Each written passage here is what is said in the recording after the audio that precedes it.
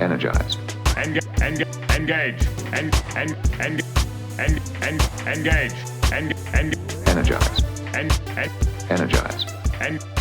Energize. Engage. Energize. I was trying to energize. Oh, gotcha. Welcome to another episode of Trek in the Valley, the non-encyclopedic Star Trek, the Next Generation rewatch podcast, where every week myself, Adam Mordal Quinnell, and my co-host, Hey, everybody, what's up? It's Al Hurt here. Mr. What's up? Al Hurt and I. What's up indeed? We get together in the San Fernando Valley. We talk about Star Trek. It's a whole thing. So before we get started, last episode, you started talking about how you were moving to San Diego. So how is that going? What all do you have left to move? Well, now it's just the big stuff, you know, the main stuff. The big stuff. Yeah. Gotta move your shit. Yeah, exactly. I don't know. It was funny because it's always a debate of like, we could save a couple bucks here if we get a truck, a couple bucks there if we get this. But then it was just like, fuck it. Just get the U-Haul, get the 10-footer. Don't have to worry about anything else. You can just stuff it.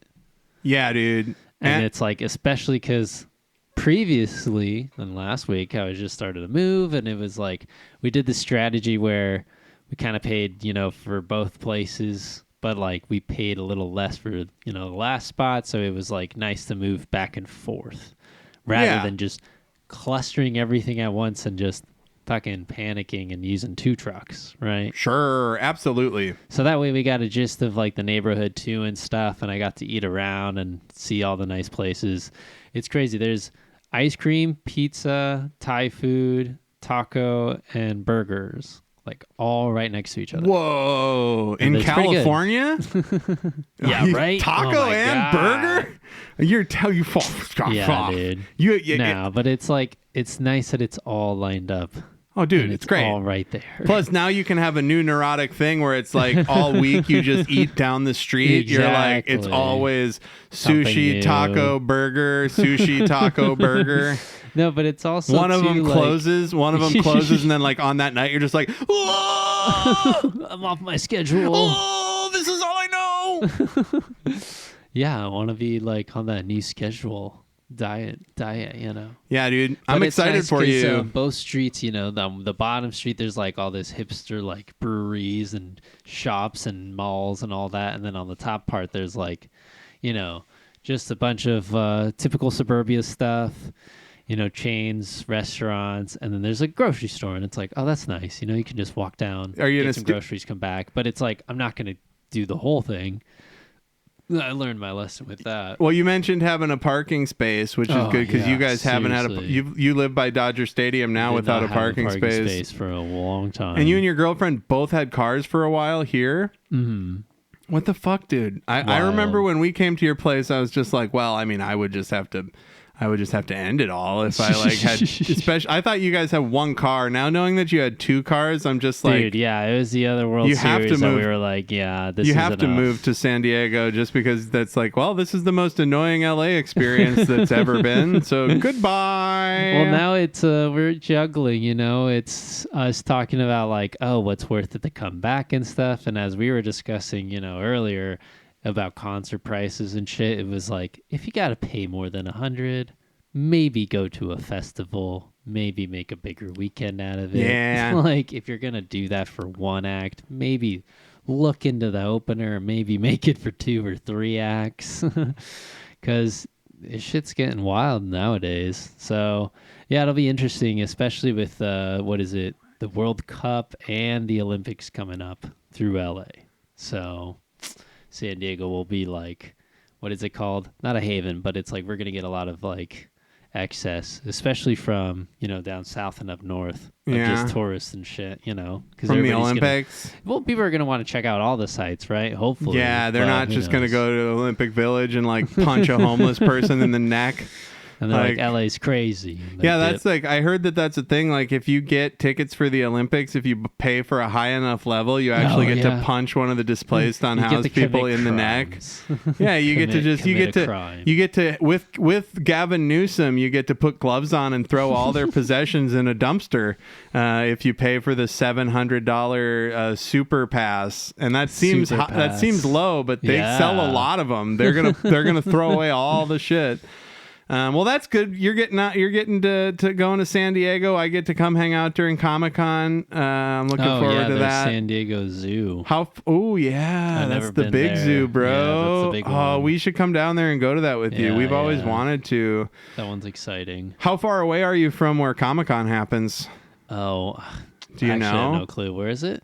A convention center. I don't know. Just a convention center? Well, I don't know. I figured I'm pretty close. You're probably pretty close. You're closer than it's like. I'm like it's 10, 15 minutes away from the zoo. So yeah, I think San Diego is fairly condensed, but I could be wrong. It's funny because it's everybody like travels everywhere on highways. It's just pure highways, but it's like because it's 10 minutes here, 10 minutes there. With like all of where we have to go, but it's all because it's just the through highways. People barely use, like, if you're going to use the side streets anywhere, you're going to park there, be there. It's like very rare for someone to be like, no, I'm not going to take the highways. I'm going to take the side streets. What's the public the transport so like? Much better. What Actually, are buses I haven't and stuff? Experienced that. At least not yet. I wish I had the 15 patience. minutes away from San Diego Convention Center.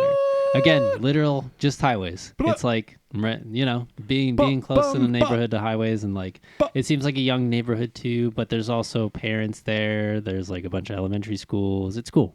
Stoked for you, bud. That's awesome. Man, that's exciting. Dope. Well, Change the also, pace. I should probably say this is the season finale. I know. Of Star Trek in the Valley: The Next Generation, season 1, which is also Trek in the Valley in general, season 4. If you're down with the lore, and we're gonna try and engineer it so there's not much of a break, but or if any, but Al's moving, so he's got to get his studio set up, and then we're gonna figure it out. But we banked a few episodes, so if you've been listening since the beginning, that's great. If you just got into it during Next Generation, that's awesome, and that's catching up for the finale here. Let's do our last of the season. What does Al remember? Al, what do you remember about Star Trek, the original series, season 1, episode 0? Oh, The Cage. The Cage. This was the menagerie one, huh? Well, this is The Cage. And that's about, what is it? It's the Kirk episode. Yeah, and that was our first episode that we had covered. Yes, and it was like we did it for our awkward, pilot. Yeah, it's like this strange episode where they get stuck on a planet where I guess the captain's abducted, and he's in a cage with another lady, and the lady's like, the alien wants to see us mate, and the captain's like, you're attractive, but I can't. It's, don't you want to be free and released? And she's like, it's kind of shitty. And so then they try to get out. And then I just remember turning to you, Adam, and I was like, okay, so this is where the whole Gene Roddenberry-esque ending comes from. Because I guess what happens is Spock and the gang, whoever the gang is, they try to blow up like the entrance to this place where the captain's captured. And they use all different kinds of like lasers and techniques, and like that's the whole B plot. And meanwhile, the A plot is the captain just like, what is the word? Disobeying orders and just fighting against the status quo. And he's like, I don't want to be in prison anymore. And someone tries to feed them, and he like beats the shit out of them. And like the gates open where he came in, and he's like, we can crawl through here. And then they try to escape. You're forgetting one thing. The aliens have hilarious heads that have pulsing veins that look like big testicles. Exactly. That was, dude, for a first quote unquote episode of Star Trek. Look at that great map painting of the palace where they are in the basement of. Isn't that awesome? It's just, it's very, what's the word?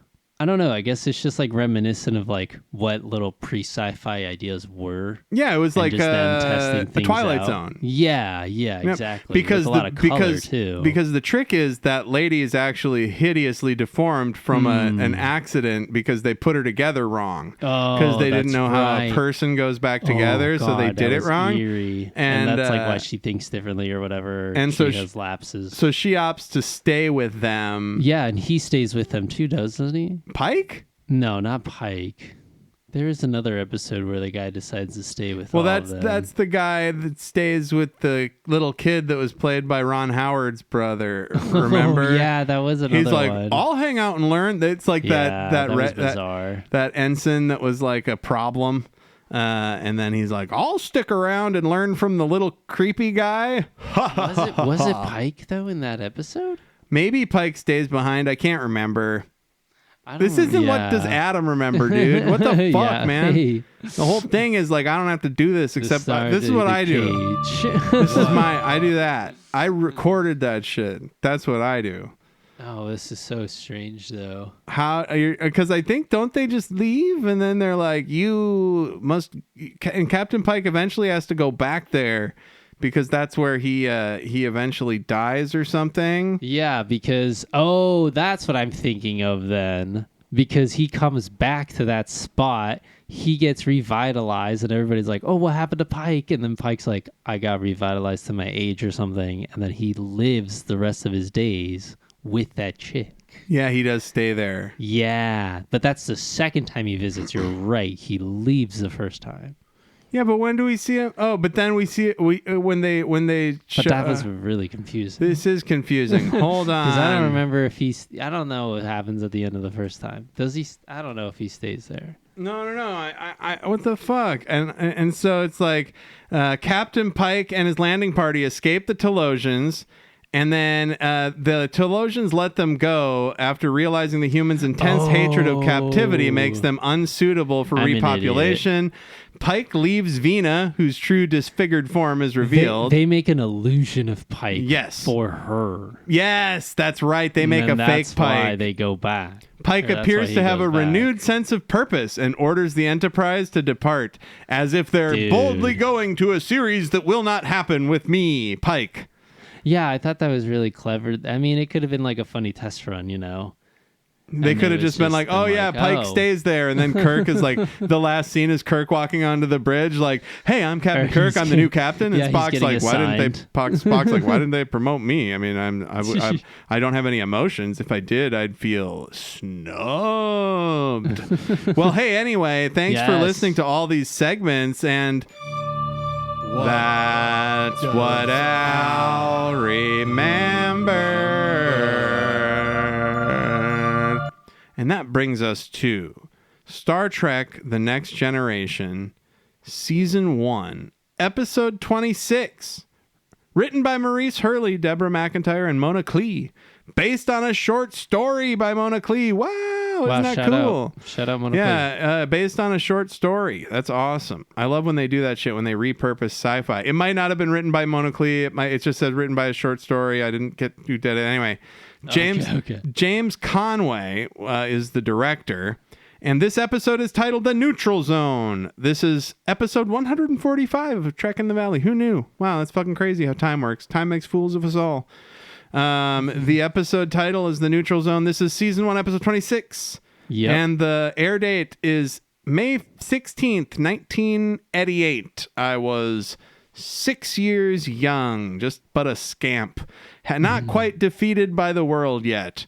And the Paramount Plus synopsis is, while traveling to a meeting with the hostile Romulans, the crew discovers a ship containing 3 frozen Americans from the 20th century.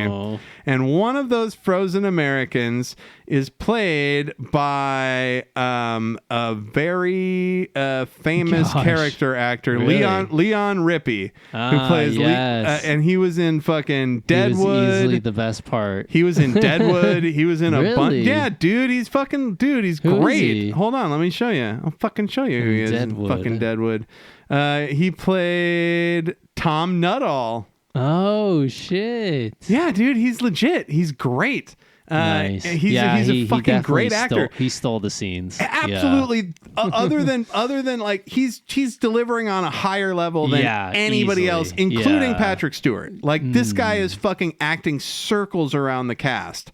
For real, dude, he's like the he's most so integrated. good. And his plot's very interesting and entertaining. And he's just too. like, hey, and at one point, Data's like, you seem to be adapting to this better than everybody else. He's like, same shit, different day, man. Yeah. Turns out I don't have to do nothing here. And then they replicate him a guitar, and he's like, hey, can you replicate me a gut fiddle? And he's like, gut fiddle.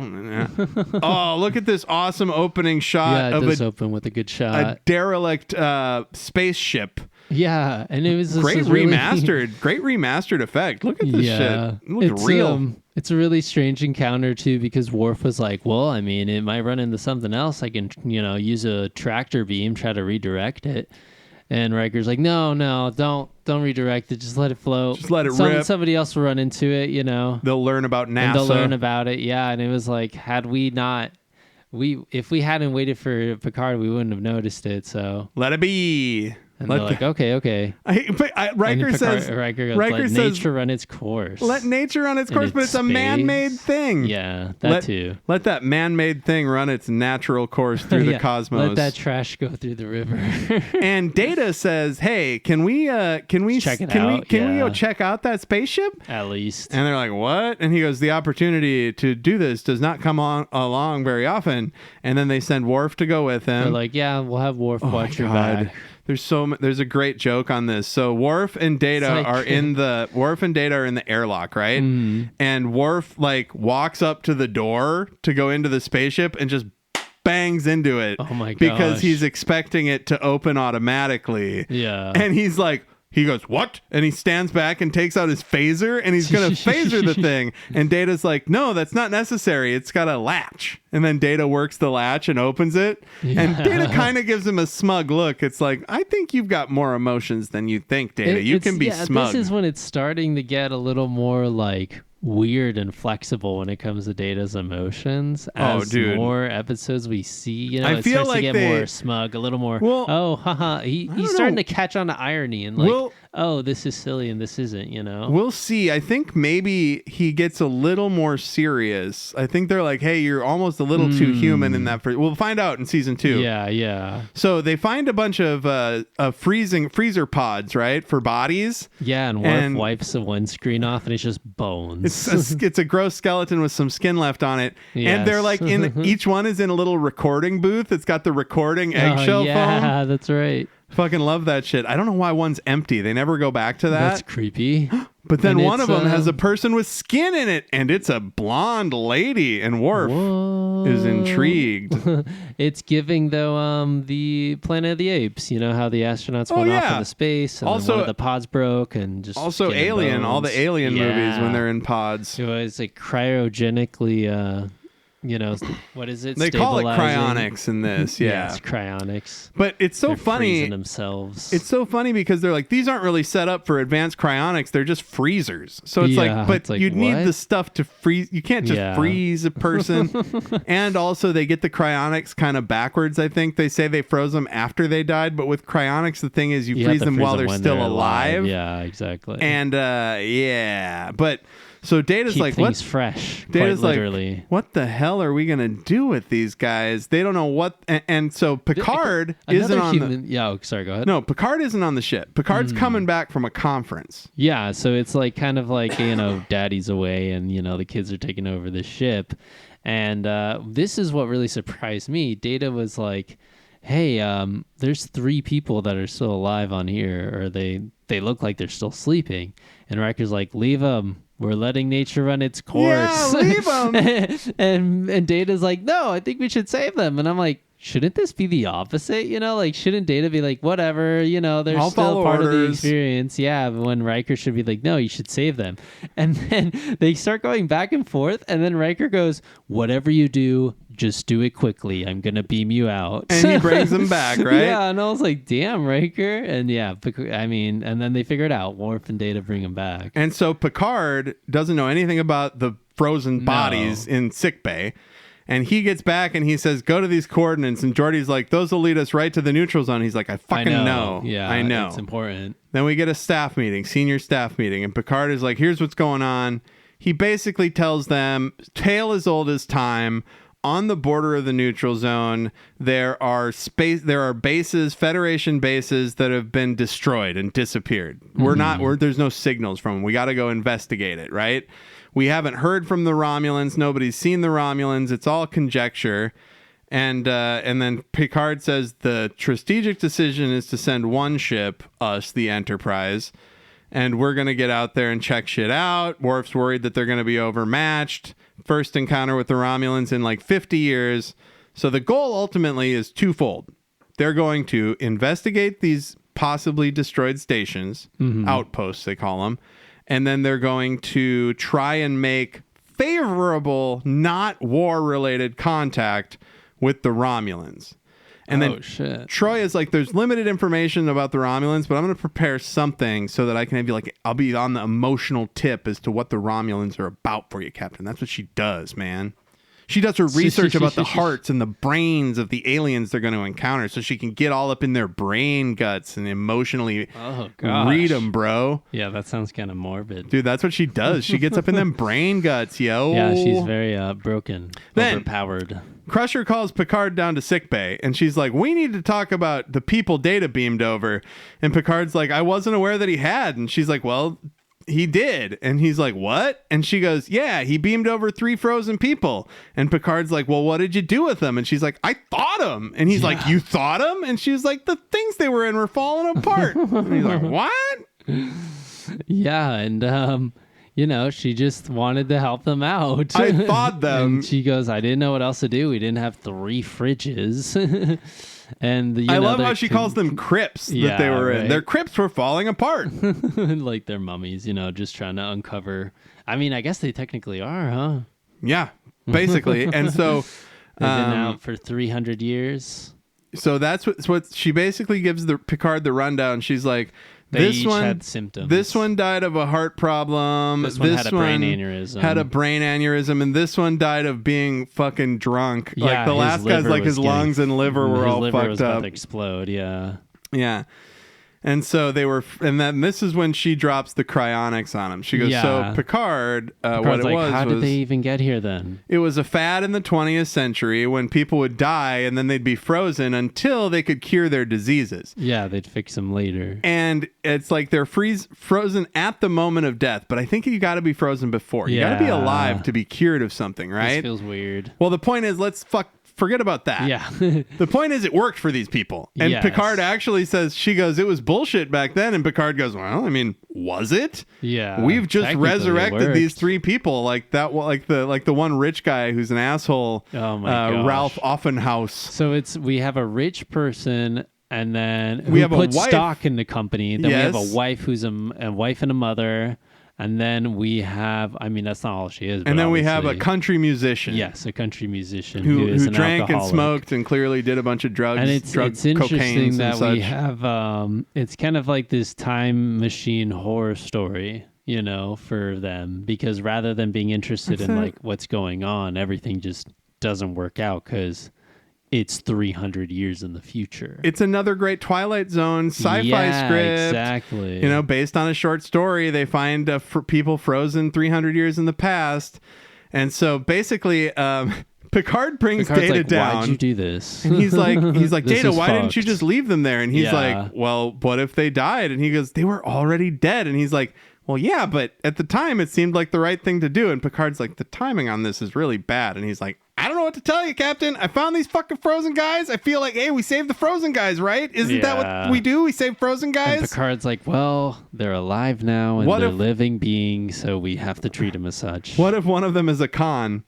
So they bring Worf down to sickbay because he wants security there. He doesn't think about the fact that maybe having them wake up and seeing a Klingon and a robot first is going to fuck with them. But she wakes...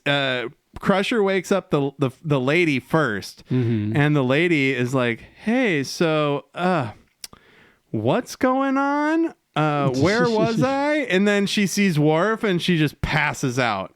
Yeah. And then Picard's like, Do you know what's strange about this episode too? This is like when they start stabbing in random whimsical music. Oh, I love it. It's like really, I don't know. At sitcom-y. first, at first I was like, this is so bizarre, but then I started to like it more. I think this is more of them trying out new things in the end of the season, which is wild to me. I love it. She died of an embolism. Probably happened very suddenly. She walks them through each of them. This guy, Ralph Offenhouse, age 55. He's a financier. He died of inoperable arrhythmia, but easily correctable now.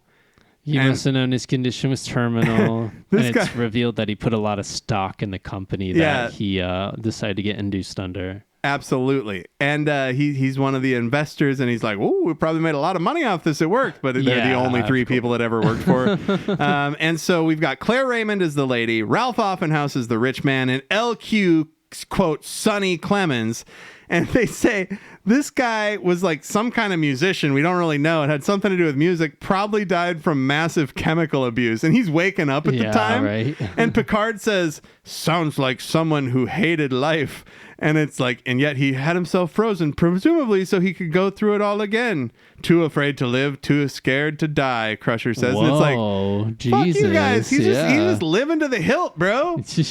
Why don't you get off your judgmental post-scarcity fucking high horses, you fucks? Jesus, we get it. You've never wanted for anything, but some people want to catch a little buzz, bro. They don't all synthaholic like little future teetotalers. Yeah, again, like it wasn't one of the strategies in the old Trek episodes, right? Them getting the aliens drunk since they were humans. Yes. And So they're like, they can't handle their liquor. we now have these two stories in motion. We have the three unpopsicled popsicles from the past. And then we have they're going to the Enterprise is going to investigate these outposts, the star bases or outposts that are missing along the neutral zone. Picard basically came back from the meeting and then gave Geordi a heading, and Geordi was like, "This is creepy." And he's like, "No, we're going." This leads into Riker goes down to explain to the unfrozen people what the fuck's going on. We can't go into great detail, but it's hilarious. Yeah, it is so weird. And Crusher says, "You guys are perfectly fine," and they're all like, "Oh my god, it worked." It worked. They all get two of them get excited. Or actually, honestly, one of them gets excited. The other one's like surprise, and the third is neutral. And this is where Leon Sonny Clemens, LQ Sonny Clemens, played by Leon Rippey, gets enamored by Data. He's like, "What's that?" And he says, "It's an android." And he says, "There's a difference between an android and a robot." He goes, "Yeah, it's a robot." Oh my god, and Claire refers to Worf as the one I saw before with the head. And they go, "He's a Klingon." That's a lot more to explain. Yeah, and Riker's just trying to break it down to them that they are in the future and things have just quite literally, everything is literally changed. Yeah, like they don't know. Just like not y'all don't understanding. fucking know how much has changed, and you're gonna find out. No, and it goes piece person by person, right? Because the rich guy's like, "Oh, my stocks must have multiplied by now. We must find my split. My stocks must have split." He says my stocks must have split a dozen times by now, dude. It's 300 years. And Data goes, "Actually, the cryogenic thing was a big fad, It was and a big all fad. these companies, got dispersed and tits destroyed up. and tits up over it." Yeah. One thing I want to mention before we get shit too. God. Before we get too far away from it, LQ says, "Hey, look," he says, "Listen, fellas, I paid some idiot a lot of money to freeze me when I died, and I just got to hear the words. Am I alive?" I fucking love that. He goes, "Am I alive?" And Riker goes, "Oh, yes, absolutely." And he goes, "And the liver that was about to explode in my face?" And she goes, "Perfectly sound." I love it. Yeah, and the mom's like, "Can somebody tell me what's going on here?" And then we find out it's a panic of not knowing. But sorry, you were saying? Well, no. So the two guys know what's going on, but Claire, it seems like her husband paid to have her frozen. Yeah, I guess she doesn't remember obviously anything happening. But she's I like, guess if it was a fad, he would have done it. Yeah, or she goes, "Oh my gosh, I mean, like this is the one fad that he got right, you know." Yeah, and that's like, what I'm it really ends up. surprised that this turned out correct. And Leon Rippey's character is like, cryonics, you know, it's freeze you now and heal you later. Like he should have done ads for this shit, right? And he goes, honestly, I thought it would be, you know, a bunch of hooey. Yeah, he said, I thought it was a bunch of hooey. And they had to be in space because he said if we were in space, we wouldn't be vulnerable to brownouts. Yeah. And they're just laughing. And Gracie's taking it poorly. She's anxious. Yeah, she starts to be like, oh, shit, we're really far ahead. Ralph Offenhouse is freaking out about his possessions, his money from the past. He doesn't realize 300 years is a long fucking time. Capitalism literally doesn't exist anymore. Your life is now meaningless and always was. And then LQ Sonny Clemens is like, hey man, where can I get a drink? Yeah, and also too a bunch of hooey. It just shows how, like, I don't know, it's water off of a duck's back, you know. Dude, I love that guy. That's what I would be like. I'm not gonna lie to you. Oh, that's what he says though. That's what I meant to say. He was like, honestly, I was glad I just left my money to this company rather than my ex-wives. He's such a creep, but I love him. And everyone's like, he's such a goofball. Like everyone's so innocent, you know. Yeah, he'd be such a good hang, like especially in the future when there's no consequences. And and this guy Offenhouse needs to talk to the captain. He wants to talk to his lawyer. He needs to talk to his accountant. And on the bridge, Picard is trying to prevent an intergalactic war. Yeah. And that's so much like a businessman to be like, I'm sorry, but you need to stop paying attention to your war to make sure I have my money. Yeah, it's like a very customer service-esque episode. And this is when Picard asks Troy to give him the download on what up with these Romulans, and she says their belief in their own superiority. She said they were Vulcans in the past, but they've diverged. Yeah, it's their because, belief in their own superiority is beyond arrogance. So it's like as time passed, the stronger their culture is like rifted apart. Yep. They have a fascination with humans, and it's that fascination more than anything else that has kept the peace. But one more thing, they will not initiate anything. They're not going to act until Picard commits himself. So all he has to do is just hang out, and Picard goes, counter punches. I gotcha. Cut to Leon Rippey looking at a replicator going, I'd like me a thick Kansas City steak, some country fried potatoes, and some mess of greens. And then he goes, oh, hell, forget all that. Just give me a dry martini with 2 olives straight up. And he's like, damn, if this machine didn't make the best martini I've ever had in my life. And he loves Data. Like, he's got so many scenes where he's just like riffing with Data.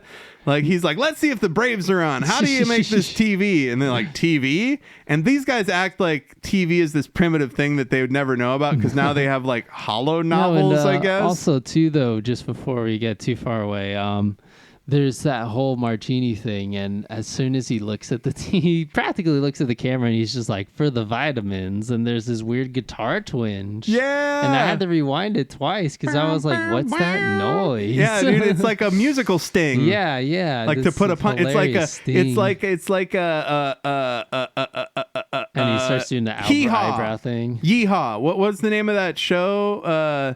In the oh my god, continue. Yeah, so it's just this musical sting basically, to add to the humor of the martini. And Data says that that form of entertainment did not last much beyond the year 2040. Hey, fuck you, that's what I want to do with my life. Podcasts. It all became podcasts. God damn it. And so then, you know, what is it? LQ is just like, what the hell do you guys do? Like, there's nobody drinks and nobody watches TV. It must be getting pretty boring, isn't it? And Riker just starts laughing to himself, and Data's just all confused. And I think it's just like, they do have pretty exciting lives. Yeah, Riker gets called off gets called away. I feel like their TV is the holodeck, you know? And also, yes, exactly. Holonovels, they call them. And so then there's a reverse shot, and these people are still in the room, Claire and Ralph. Oh, right. And then Ralph sees Riker talk to the captain over the comm system. He says, I need to talk to the captain. I could buy this ship 100 times over with the money I've made in the last 300 years. And Riker is just dying to tell him that capitalism is dead. Yeah, but he's just holding it back. Yeah, because he's trying to like integrate them slowly. They don't want to break their brains, but I would have told them, like, your money is nothing. Capitalism's dead. Shut your fucking mouth, bro. Yeah, and it's great, though. We get this interaction between Data and Riker. And, Data was like, what do you think that other word was about? And Riker's like, I don't know. You got me there. I have no idea what that guy was saying back there. And, Data's like, it's very interesting, these human beings and like what they prioritize. And Riker's like, yeah, honestly, it's a miracle we've even survived the 21st century. Yeah, dude, absolutely. It's like once we got rid of TV after the Bell riots, and then we got rid of TV, everything was fine. No, and it's ironic, too, because Star Trek is on TV. It's technically a part of the culture, right? That's the joke. That's the joke. That's the joke. That's the meme. We did the meme. And so basically, another senior staff meeting. Riker is saying, look, the Romulans want a confrontation. Let's fucking give it to them. And he says he's recommending, he doesn't have a specific recommendation, but he said we should assume the initiative. And Worf agrees, of course, because he's a Klingon. Yeah, Worf is like, I think we should shoot stuff. We must shoot things. Yeah, shoot first, escalator. And then Data's like, yeah, but with the Romulans, we should let them act first. He's like, the premise is sound, so is the proposal, but if the Romulans won't react, if the Romulans will only react, we have to just be chill, basically. Yeah, and so then, but Data's like, we don't even understand the intentions of the Romulan. I mean, we got to wait back and see what they do, right? And LaForge Geordi's like, I mean, if we don't know why they're not attacking us, like, what are they going after? And then all of a sudden, they get interrupted by the businessman. He's like, this is the worst run ship I've ever been on. Yeah. And he's like, I want to talk to you right now, Captain. Get down here. And I've been on a better CC liners than this. And Picard's like, did he compare my fucking shit to a luxury liner? What the fuck? Yeah. He goes, what's a CC liner? And Data's like, Captain, back then, it was these, cruise lines for this and that. And yeah, Picard's just like, are you kidding me? We're not a cruise ship. And this is where Picard is like, those comm panels are for official ship business. And he goes, well, then why don't they have an executive key? Oh, and he goes, because comeback. we've learned how to fucking restrain ourselves in the future. He goes, this is a military ship. This isn't like a baby, this isn't a toy. Picard wouldn't call it a military ship. Yeah. Because they're not. But he says it's basically an adult ship and you're a fucking primitive child. Shut up. And he says, I'm sure. And Picard says, we have a dangerous situation we're in. And this Offenhouse guy goes, I'm sure you think what you have going on is dangerous, but you have no idea the pressure or the responsibility that I have. And he says, I don't think you're aware. Picard's like, he breaks his mind. Yeah, he just goes, look, I'm trying to tell you, like, you have no idea what's going on right now. And this is the line I wanted to get to. Offenhouse says, look, I have more to protect. I do know what's going on. He says, I do know what's going on. I do know where I am and when. Yeah. He says, I have more to protect than a person in your position could possibly imagine. Picard is currently protecting the entire Federation. Right, and his ship. Including them on it, because they would be fucked. And he says, no offense meant, but a military career has never really been anything upwardly mobile. Yeah, it's giving mogul vibes of like, hustle, bro, hustle culture. And this is where Picard breaks it down to him. We no longer want to accumulate things. We've eliminated hunger, want, the need for possessions. You've got to just fucking chill. We've grown out of our infancy, you fucking baby. And this guy goes, it wasn't about possessions, it's about power. And Picard's like, that's just stupid. And he goes, power to do what? And, it's a good back and forth because the business guy's like, to control your life, destiny, And Picard's like, dude, life is just crazy though. Like that's power. That control is an illusion. Yeah, that kind of control. There you go. Yeah, but then the business guy's like, but I'm here. Aren't I? He did it. I should be dead, but I'm not. But I'm not. And Picard's like, that was chance. Like, still, that's like kind of what Picard's telling him. He's like, yeah, but there's still a chance that you could have not been here. Right? Like, you understand that there's a chance that Riker didn't even want to pick you up. And Picard, a lot of things happen for you to get here. and Picard sends Troy down to talk to Gracie because she seems sad. He doesn't understand. And he's like, I really can't relate. And like, he's so calm and nice to, LQ, Gracie, Claire Raymond. Sorry, her name is Gracie Harrison is the actress. But so then Picard's all nice and polite to his guests and all that. But then he goes into the hallway and he goes, "Damn it, Deanna, I need you to take care of all these fucking people right now. I cannot deal with this bullshit." And the funny thing is, and she's like, "Okay, damn." Sonny Clemens is like, "Hey, can you send that guy with the green skin in here? I want to, Captain." He says, "Captain." He says, "Captain, I need to see that pretty little doctor of yours." Oh gosh. And this is when Offenhouse says, "Captain, I'm sorry I'm being a bastard about everything, but this is the first time I've felt out of control and it's making me fucking crazy." And he's like, "Yeah." He goes, "Honestly, that's the first thing that you said that's made sense." Yep. And he's like, "Now you're finally leveling with me." I guess it's the whole customer service thing where it's like you break down their illusions and then you're like leveling with them. Like, I do understand it's a shitty situation, but we're going to figure this out. And so that's how Offenhouse is responding to the future. Deanna Troi then has a long heart-to-heart scene with Claire Raymond. Yeah, where it's really sweet because it's going to it's appealing to like the emotional side of the mother of like her worrying about, what's happening to her family or like, she's having a tough time. She's having a tough time grasping that her family's all dead. Right. And then her and Troy have this back and forth where Troy goes through the database and she finds her great-great-great-great-great-great-grandson that looks just like her husband. Yeah, she goes, "Oh my gosh, that's a picture of my husband." Yeah, no, it's your great-great-great-grandson. And then cut to Sonny Clemens, who's basically me in this position, and he's asking Crusher for drugs. Ooh. And she's like, "You don't have what medical need do you have for him?" And he's like, "I don't have a medical need. It ain't a matter of need, darling. It's a matter of survival." Ooh. And he just wants to party, basically. And then he pats her on the butt. Oh my gosh! And he says, "You're about the best pretty little doctor I've ever seen." And he pats her on the butt. Oh, much obliged. I love how she's not as offended by it as you would think, because he's just so charming, even when he's being a sexist, gross 300 creep. years, but still, right? Fucking love it. And so then we get another good scene with Sonny and Data, and he says, "Hey, we should throw a party, man. Nothing fancy, just some sounds, some tunes." This is when he says, Data tells him that he can basically 3D print him a guitar. And then Data goes, "I will do that for you in a minute, but I've got to go deal with the Romulans." And Sonny says, "We're not going to be inviting these Romulans to our party, are we? Will we?" And Data goes, "I think not." He says, "No, that would not be appropriate." I fucking love that shit. I love this Sonny Clemens, even though he's a creep. Yeah, but he was saying that before that, the setup to that was that we're on the border of the neutral zone. And LQ's like, "That sounds fucking sketchy. That doesn't sound right. Why does that make me nervous?" And Data goes, "I don't know." Yeah. But it's like it's a border between us and the Romulans and all that. And he's like, "Okay, so we don't like the Romulans?" I love that, dude. It's just a creepy interaction. He's great. "We're not going to be inviting these Romulans to dinner, are we?"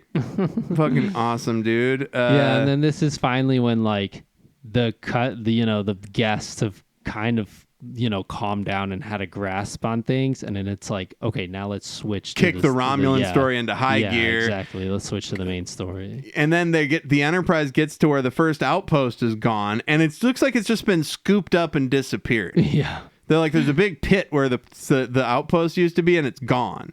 Mm-hmm. And they're like, "Well, set the course for the next outpost. Let's see what's going on."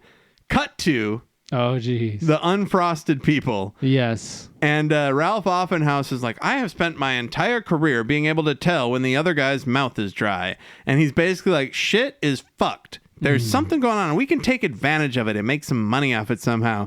And Sonny's like, "Stop." He's got so many different euphemisms for getting in the way. He's like, Yeah. besides, these old boys don't need us telling them where the bear sits, and it's actually where the bear shits, is the saying. Yeah, Yep. but of course. And he says, look at this guitar young fella made for me. And he's like, he called it a pattern replication, and it plays real good too. And Offenhouse is just like, there's a situation developing and we need to be a part of it. Yeah. And Sonny goes, why why don't don't you chill and let them do their job? I think he's got another euphemism, right? He says, let them do their jobs. He doesn't. I thought he was like, well, they don't need us bunking up their ointment.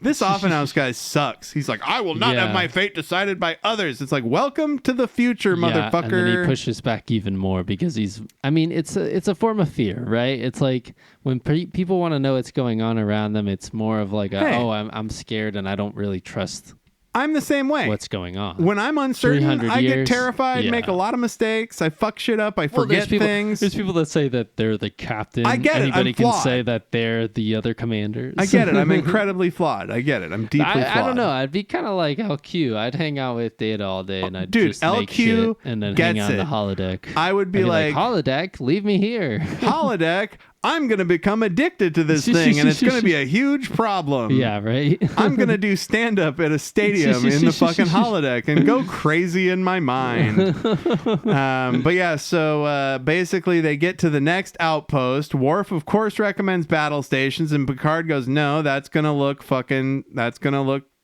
suspect.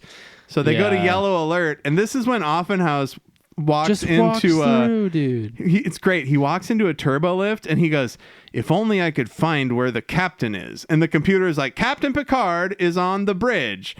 And he goes, oh, take me to the main. I want to go to the well, he goes, where would the captain be? And then the computer goes, Captain Picard is located on the main bridge. Yeah. Take me to the main bridge. All this crazy shit's coming up. There's a cloaking. They're disengaging a cloaking device. Oh, but they're not there. They had the shimmer, like they had their sensors said there's a cloaking device being disengaged, but nothing turned up. And so now they're saying, oh man, maybe they've improved their cloaking device in the last 50 years. They haven't seen Romulans in 50 years. It doesn't really make a lot of sense. It doesn't make a lot of sense that they'd be in the neutral zone. The neutral zone would be that big for that long, hundreds of years. I think they'd try and talk to each other. So they should be detecting a disturbance. This is, also they're like not. Balance of Terror, huh? Yep, it is like Balance of Terror very much. It's like Balance of Terror. Balance of Terror, the next generation. Hey, there we go. And then they go, Offenhouse just pops onto the bridge. Picard goes, get that man off the bridge now. He fights. He says, I'm not going anywhere. The Romulans show up. Yeah, and there then it's it like is. terrifying, and Huge bird of prey. Security starts staring, and everybody just glazed eyes. Huge ship. They're like, amazing. I never thought I'd see a Romulan vessel this close. And he's like, I've only heard about it in our studies. Yep. Decades ago, they lost thousands of lives. Worf is like, they believe humans and Klingons are a waste of skin. We must shoot them now. And Picard is like, control your emotions, baby. Open hailing frequencies. And then this is when we meet the Romulans. They are dorks. They look like nerds. We've got Commander T-Bach and some other guy. They got big faces. They look stupid. They're very mean looking. They're mean Vulcans. They got mean Vulcans. Turns out though, Picard was like, okay, what's going on? What was your intent? And he was like, the Romulans were like, we just wanted to talk. It was really just kind of a test. Like if your intent was aggression, we wouldn't be here right now. Yeah, right. We would have destroyed you. We would have destroyed you. Like you wouldn't have been here right now. They basically they have this kind of, we always say back and forth, but this is a great exchange between two captains. They're trying not to reveal too much to each other. And basically Picard is like, what's going on? They come to this consensus that, so the same thing that's happening on the Federation side is happening to Romulans. The Romulan bases are getting destroyed too. They don't know who is responsible. Picard suggests, hey, we work together. They fucking shit on each other, or they shit on the Federation. Picard is like, look, we should just cooperate. We're not going to have an alliance. It's not going to be some grand thing. we've got Yeah. something that's more powerful than either of us. Let's just collaborate and share what we have learned about what happened here. Yeah, and that way we'll be able to figure out what this issue is. Yep. And the Romulans like, agreed, and only if it's convenient and at the appropriate time.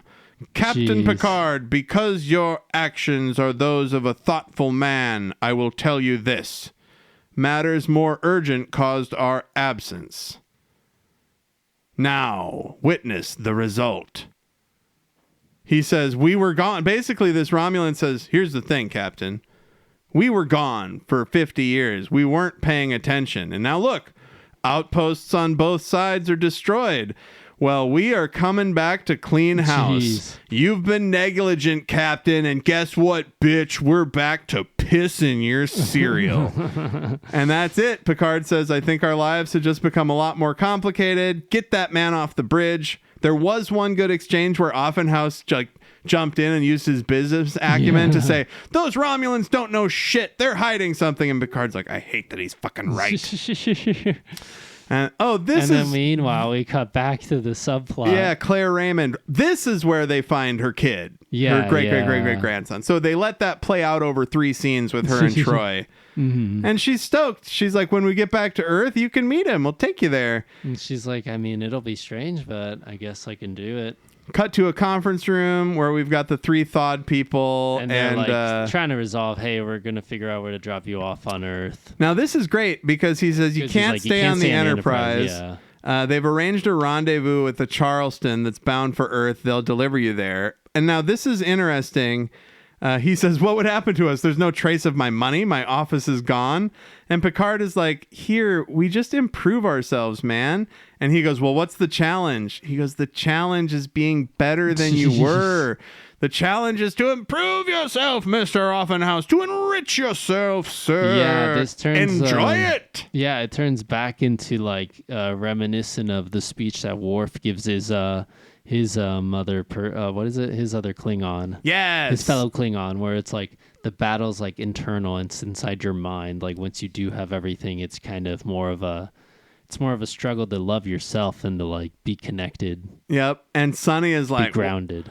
Absolutely. Good take. And Sonny is like, the good thing is, since everybody's forgotten everything I ever did, it'll be all brand spanking new. Yeah. So he's like, I'll be a bigger hit than I ever was. He's just going to play his same fucking shit again. Yeah, I love it. I'm just going to do the same shit that I've been doing. And he goes, hey, Data, you want to come and be my side man? And Data's like, the offer does present a certain fascination. Yeah, and Riker and Picard are both like, Riker's what? laughing in the background. I love it. Sonny's so great.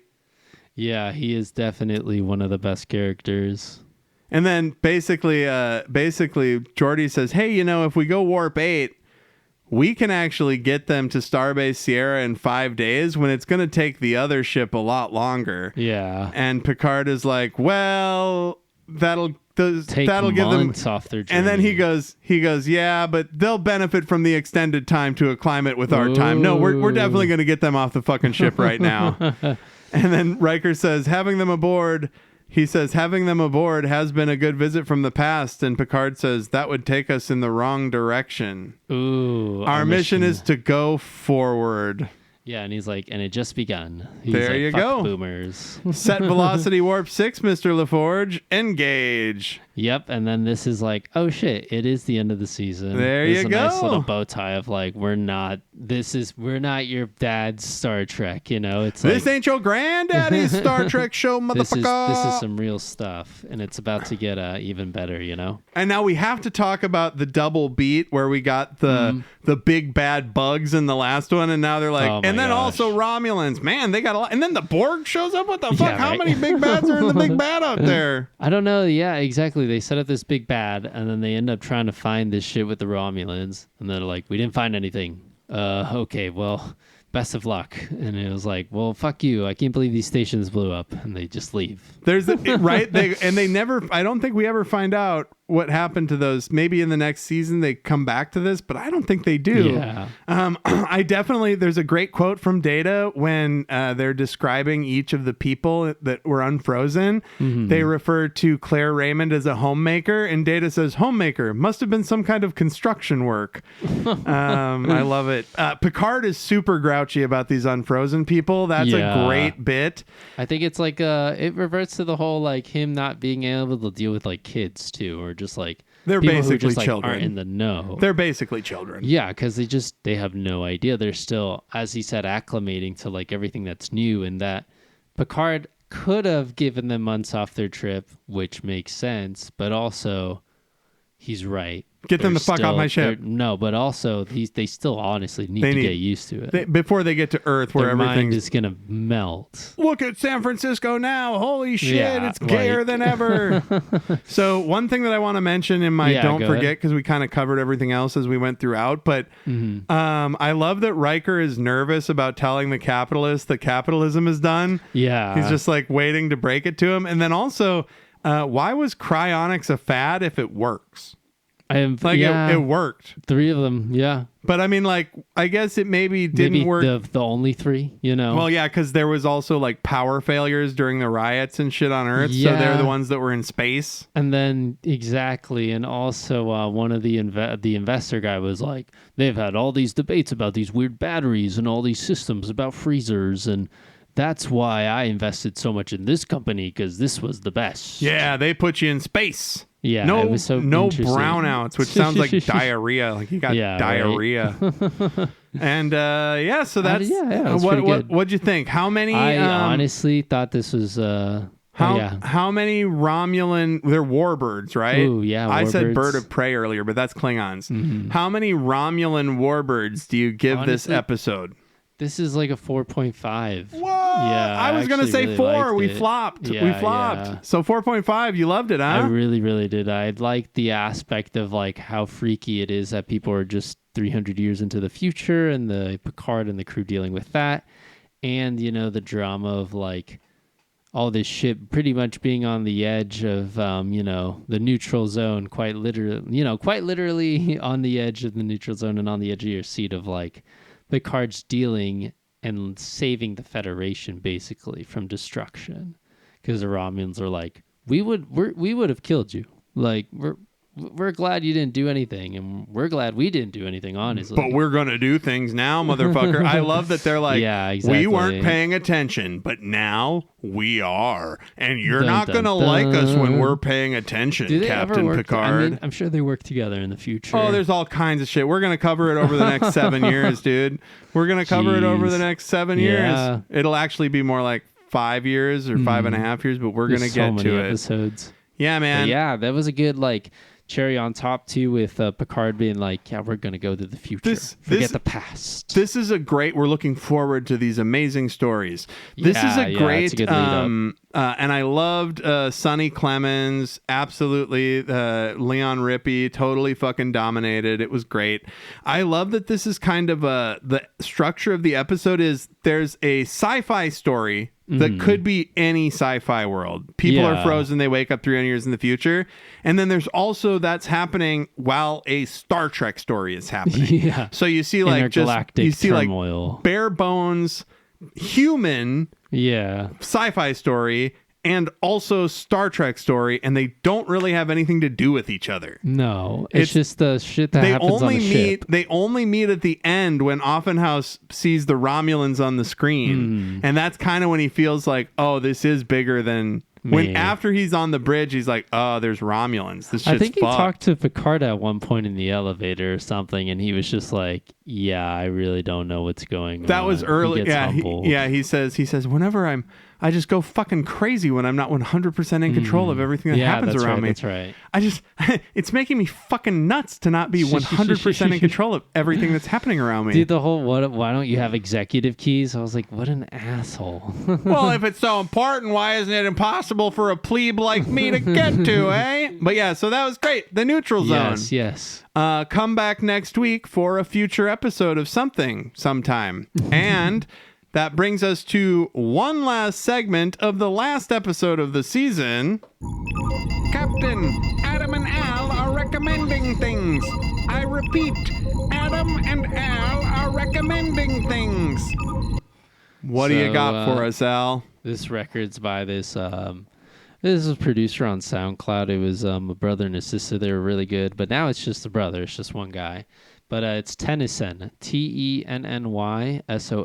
Okay, and what kind of music? It's like laid back, electronic music, just more kind of whimsical and like indie-ish. And the album's called AKA. And you kick it at the beach? It's like beach music, you think? No, not beach music. Just more like driving around. Like driving around. Doing your errands, like listening to something a little introspective. Laundry little, music? No, not laundry, but like more driving. So more between intense. yeah, not laundry, but driving. Mm-hmm. I get it. Where you could like zone out and focus a little bit on the beats. I get it. Well, I think that I am going to use this last episode of this season to promote my new podcast. It should be out by now, I think. Okay. Maybe. It's called Movies Over My Hammy. It's myself and my buddy Andrew Santoro from Minnesota, and we basically discuss movies, TV shows, or music and their fast food or fast casual dining tie-ins.